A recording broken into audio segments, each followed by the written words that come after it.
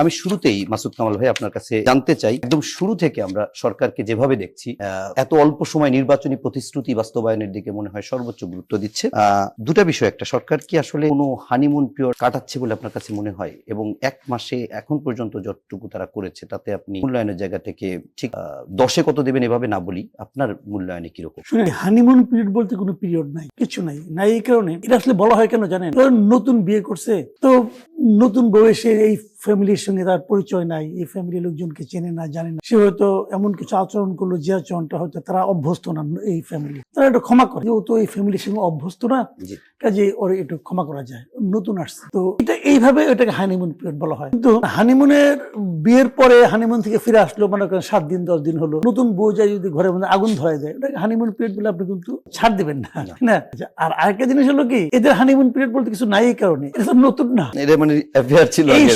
এই সরকারে যারা সদস্য আছেন, যারা লোকজন আছেন, যে পার্টি আছেন, এই পার্টি বাংলাদেশকে খুব ভালোভাবে চিনে, বাংলাদেশকে চিনে, বাংলাদেশের মানুষকে চিনে, হ্যাঁ, এবং বাংলাদেশের মানুষ এদের সম্পর্কে একটা ধারণা রাখে। ওনারাও জানেন ওনাদের কি করতে হবে, ওনাদের মূল লক্ষ্যটা কি ছিল। যে বিএনপির আগে যে সমস্ত বদনাম ছিল, যে সমস্ত জায়গায় বিএনপির ব্যাপারে মানুষের সন্দেহ ছিল, প্রথমত এই বদনামগুলি দূর করা, তারপর তারা যা করতে চান সেটা করার পক্ষে, করার ফেভারে কিছু কাজ করতে চান। এই তো মূল ঘটনা। এক মাসে তো কোনো কিছু বোঝা যাবে না।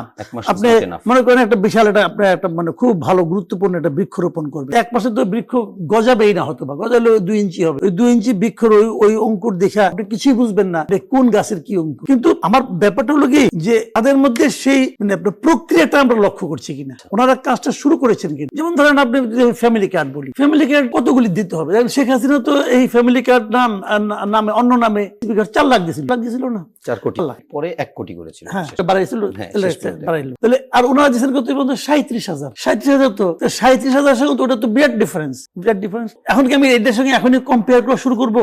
তা কিন্তু আমি করবো না। আমি দেখবো যে ওনারা যেটা করতে চেয়েছেন সেটা এসে 1 মাসের মধ্যে শুরু করে দিয়েছে। এই যে শুরু করাটা, দিস ইজ ইম্পর্টেন্ট। আবার ধরেন উনারা শুরু করলেন, শুরু করার পর আমরা কি দেখছি, এই যে শুরু করলেন কারা পাচ্ছেন এবং পাওয়ার ক্রাইটেরিয়া কি, দলীয় লোকজনকে এখানে প্রভাব বিস্তার করছে, এমপি সাহেবকে প্রভাব বিস্তার করছে। খবর নেন না, আপনারা তো মিডিয়ায় আছেন, জাস্ট খবর নেন, যেখানে দিয়েছেন ওই জায়গায় যান, আপনারা ফিজিক্যালি যান, যে দেখেন যে ফ্যামিলি কার্ডটা কারা পেল। এটা তো প্রত্যেকটা মিডিয়ার দায়িত্ব এখন একদম। তো দেখলে বুঝতে পারবেন যে আসলে তাহলে কাজটা ঠিক মতো হচ্ছে কিনা। যদি ঠিক মতো হয় তাহলে ভালো, আমরা এটা একটা এক্সাম্পল হিসেবে দাঁড় করাবো। আর যদি ঠিক মতো না হয়, শুরুতেই আটকানো দরকার। এখন হানিমুন পিরিয়ড আমি একটা ভুল পাইছি না, এখন আমি কিছু বলবো না, এটা ঠিক না। আপনি এখনই বলবেন, কারণ এখন না বললে কি হবে, পরে যখন বিষয়টা অনেক বড় হয়ে যাবে কিন্তু বললে আর থামবে না। কাজে সমস্যা হলে শুরুতেই আটকাতে হবে। এইগুলি আমি বলি যে তারা মোটামুটি তারা চেষ্টা করছে বলে আমার কাছে মনে হয়।